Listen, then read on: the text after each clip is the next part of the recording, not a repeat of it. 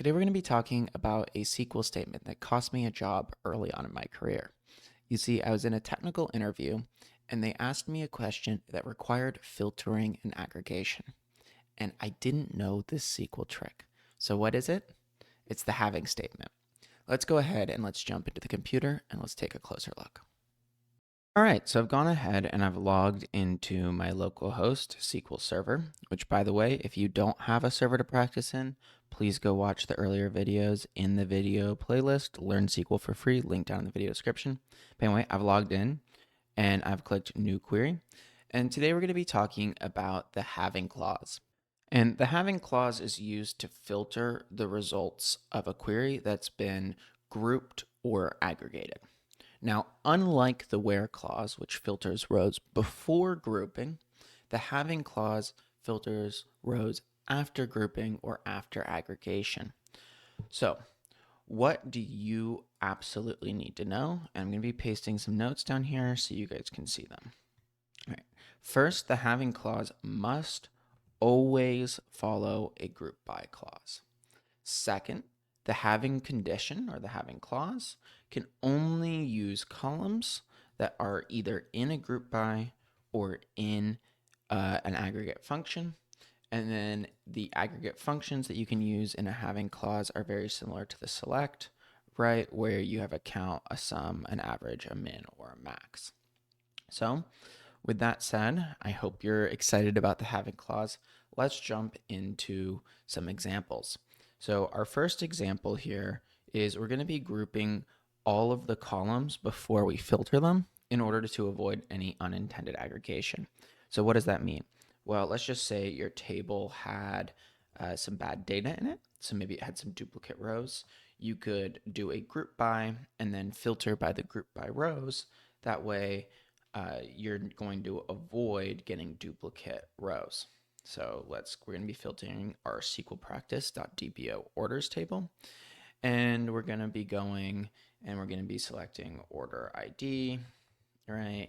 Customer ID, order date, total amount, right? We're going to bring these down into our group by, so there's no need to retype those. So go group by, and we'll paste the same rows, and then we'll go having total amount greater than 500. And let's go ahead and let's run that. And as you can see, when we run it, what it does is it goes ahead and it filters down those rows to any order where the total amount was more than 500. All right, so let's move on to example number 2, which is where we filter with an aggregate function. Now, this is probably where you're most likely going to be using the having statement. So let's take a look at an example. So we're going to go and we're going to select from SQL practice.dbo.orders again, right? And we're going to select order date, and then we're going to select average total amount, right? And then down here, because we have a total amount and an average, right, we have to put order date in a group by. So we'll go group by order date. Okay, and then we'll go down here and we'll go having an average total amount greater than 600. And just one thing I noticed I forgot here that is probably best practice is we want to give this an alias. So we'll go as average amount. And we'll go ahead and we'll run this. And what you'll see is that this will now filter based on that aggregation. All right, so hopefully you're getting the having statement and starting to understand what it's all about. Now, it's that time of the video where I give you practice problems, and if you've followed along in this video series, you try to solve them on your own.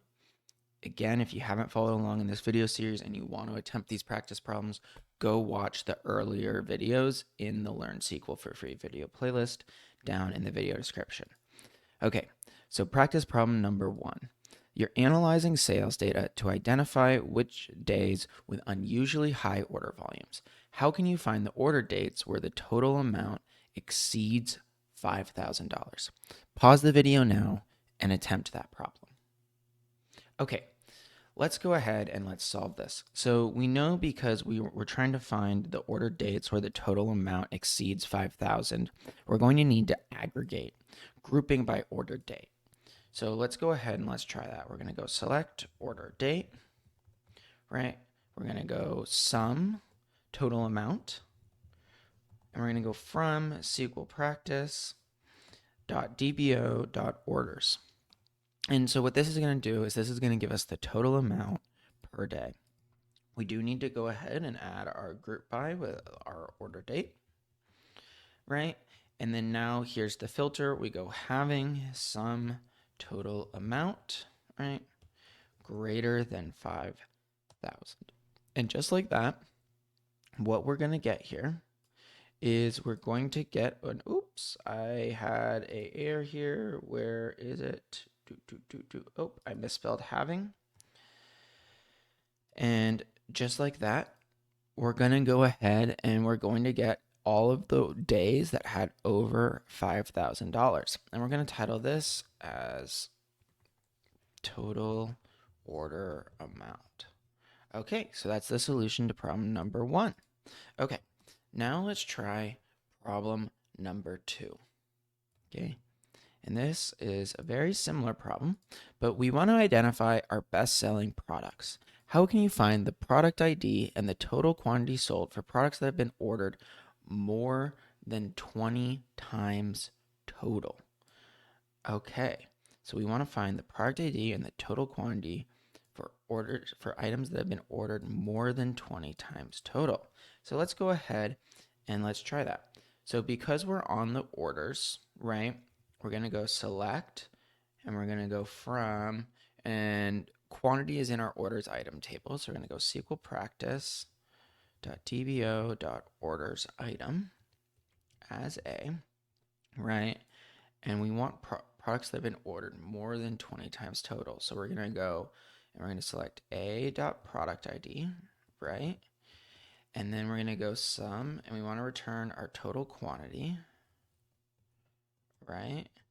And then we want to get a count, I believe, of how many times that product's been ordered.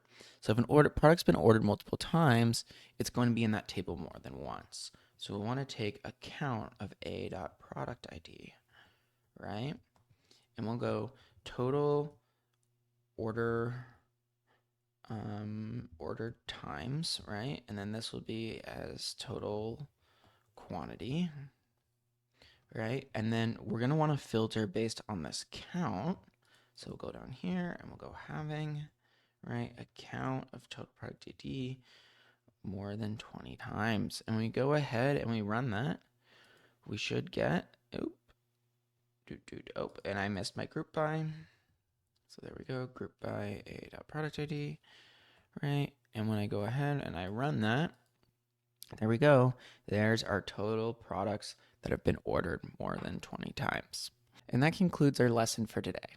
If you enjoyed this lesson, or if you want to see more lessons like this, please consider subscribing and liking this video. It's what lets me know that you want me to keep on making content like this. And hopefully you won't ever now lose out on a job because you don't know how to use the having statement in SQL. Thanks for watching.